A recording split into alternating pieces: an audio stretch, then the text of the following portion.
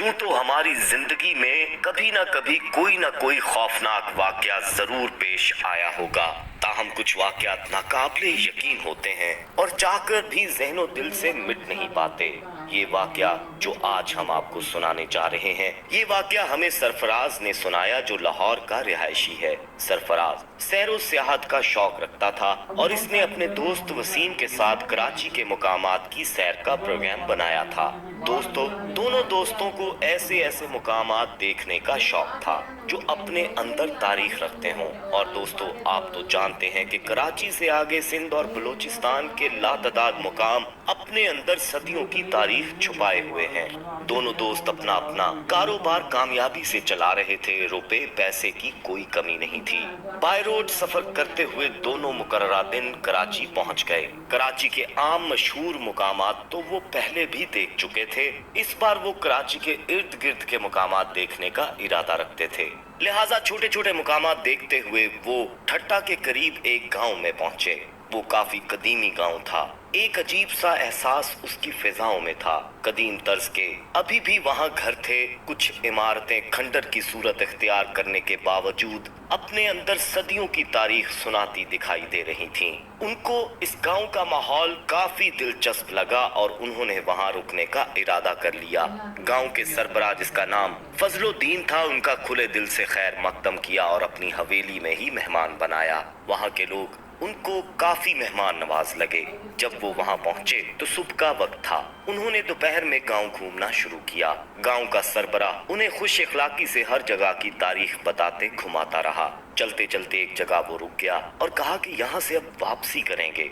उसके चेहरे पर खौफ के आसार वाज़ेह थे। उन्होंने इस खौफ को महसूस किया तो गांव के सरबराह फजलुद्दीन से पूछा कि इसके आगे भी हमें कोई दिलचस्प जगह नजर आ रही है। दरख्तों के झुंड में उन्हें बुलंद दीवारें दिख रही थीं। बीच में एक छोटा सा नाला बह रहा था, जैसे वो नाला जानकर बनाया गया हो कि दूसरी तरफ कोई जा ना सके। फजलुद्दीन अपने चेहरे के तासुरात छुपाते हुए और फौरन बात को घुमाते हुए बोला कि नहीं, उस तरफ दूसरा गांव है और वहां हमारा झगड़ा चल रहा है, जिसके बाइस हमें यहीं से वापस होना है और अंधेरा फैलने से पहले हवेली पहुंचना है। लिहाजा वो वहां से चल तो पड़े, मगर उन्होंने फजलुद्दीन का लहजा भांप लिया था कि ये उनसे कुछ छुपा रहा है और उन्हें बताना नहीं चाह रहा। शाम से पहले वो उन्हें हवेली ले गया, जहां उनकी काफी खातिर मदारत की गई। अंधेरा फैलते ही उन दोनों ने महसूस किया कि जैसे यहाँ के लोग अंधेरे से खौफजदा हैं, या कुछ ऐसी बात जरूर है, क्योंकि अंधेरा फैलते ही हवेली के दरवाजों को अच्छी तरह बंद कर दिया गया और गांव के लोग अपने अपने घरों में घुस गए थे। जो लोग उनके साथ घूम रहे थे वो भी फौरन घरों को भागे थे। जबकि सरफराज और वसीम दोनों रात जल्दी सोने के आदी ना थे, बल्कि वो तो गाँव के माहौल को रात में भी देखना चाहते थे। जब उन्होंने अपनी इस ख्वाहिश का इजहार फजलुद्दीन से किया तो वो फौरन बोला कि रात को बाहर जाना खतरे से खाली नहीं, इसलिए हम सब एहतियात करते हैं। उन्होंने पूछा, खतरा? मगर किस बात का खतरा? जिस पर पहले तो फजलुद्दीन खामोश हो गया। उन्होंने जब दोबारा जोर दिया कि आखिर वजह क्या है आपका उस जगह से यूं वापस आना, और अब रात में खतरे वाली बात हम कुछ समझ नहीं पा रहे और चाहते हैं कि आप हमें खुलकर बताएं ताकि हमारे इल्म में भी इजाफा हो सके। उसने खामोशी तोड़ी और एक आह भरते हुए बोला कि जैसा आपको बता चुका हूँ, ये गांव सदियों की तारीख अपने अंदर रखता है। जहाँ से मैं आपको वापस ले आया था, उसके आगे जो ऊंची ऊंची दीवारें दरख्तों के झुंड में घिरी आपको दिखाई दे रही थी, वो जगह जटली कहलाती है और वो एक कदीमी कब्रिस्तान है जिसे जटली कब्रिस्तान कहा जाता है। ये कब्रिस्तान खौफनाक दास्तानों से भरा पड़ा है। कदीम और दुनिया के बड़े कब्रिस्तानों में गिना जा सकता है। इसका रकबा तकरीबन 10 किलोमीटर पर मुहित है और यहाँ लाखों कब्रें हैं। ये कब्रिस्तान कोई नहीं जानता कितना पुराना है, मगर एक अंदाजा है कि ये 500 साल पुराना है। 1981 में इसे यूनेस्को वर्ल्ड हेरिटेज में शामिल कर लिया गया था। मुकामी लोगों ने यहाँ ऐसा कुछ देखा है कि जिसे सुनकर ही इंसान के रोंगटे खड़े हो जाएं। जैसा कि मुकामी लोगों ने इस कब्रिस्तान में सुर्ख लिबास में मलबूस दुल्हन को देखा है।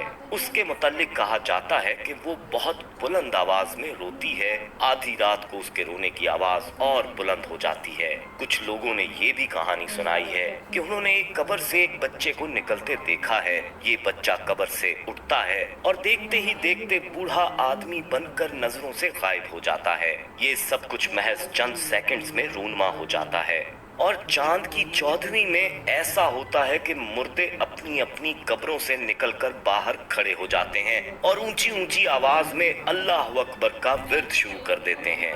ये मंजर देखने वाला या तो ज़हनी मफलूज हो गया या जिंदा नहीं रहा। इसलिए हमने इस कब्रिस्तान के गिर्द ऊंची ऊंची दीवारें बना दी हैं और वहां आना जाना मुनक़ता कर दिया है। रातों को अगर कोई ये आवाजें सुन ले तो न जाने कैसे कब्रिस्तान की तरफ चला जाता है, जैसे किसी शहर के हिसार में हो। इसलिए हम रातों को बाहर ना निकलते हैं और ना किसी को जाने देते हैं। फजलुद्दीन बहुत संजीदगी से ये सब बता रहा था। जब वो खामोश हुआ तो वसीम की दबी दबी हंसी और फिर एक जोरदार कहका गूंजा। फजलुद्दीन बोला, बाऊजी आपको ये सब मजाक लग रहा है? वसीम बोला, और क्या फजल भाई, इस दौर में ऐसी बातें, मैं तो हैरान होता हूँ कि आप लोग आज भी इन पर यकीन करके बैठे हैं। फजल ने कहा, ये एक शख्स की बात नहीं बाऊजी, पूरा गांव ये जानता है।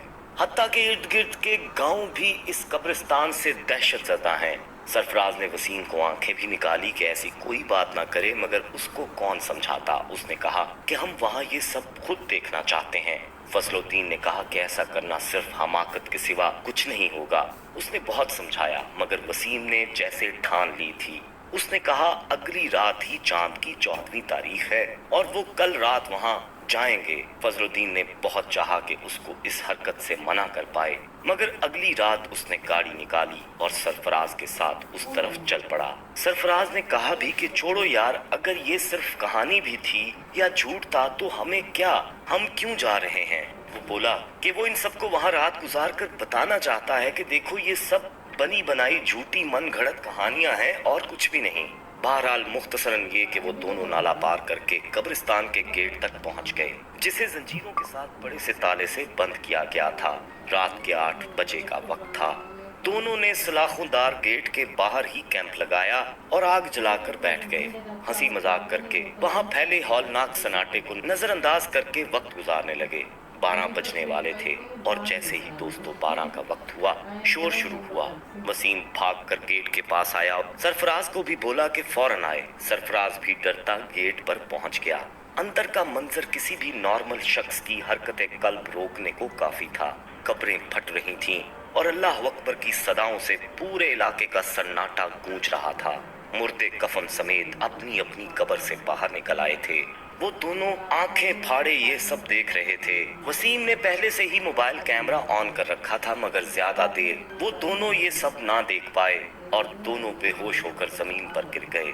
दिन की रोशनी में सरफराज को होश आया। उसने वसीम को उठाने की कोशिश की, मगर वसीम का पूरा जिस्म कांप रहा था और उसके सर को झटके लग रहे थे। वो अपने होशो हवास में ना था। सरफराज ने हिम्मत की, बड़ी मुश्किल से उसको उठाकर गाड़ी तक लाया और गाड़ी में डालकर फौरन गाड़ी दौड़ा दी।